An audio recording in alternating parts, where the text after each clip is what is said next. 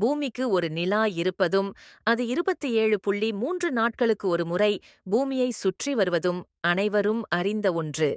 அந்த நிலவை மையமாக வைத்து பல்வேறு ஆய்வுகளை உலக நாடுகள் மேற்கொண்டு வருகின்றன.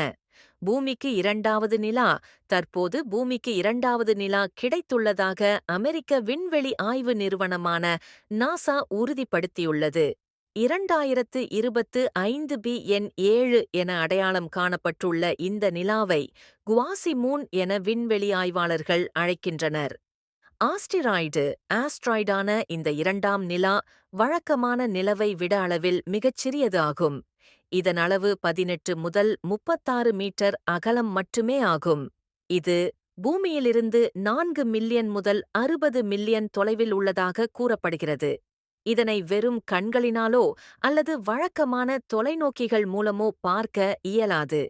2083ஆம் ஆண்டு வரை இந்த நிலா பூமியை சுற்றாமல் சூரியனை சுற்றி வருகிறது.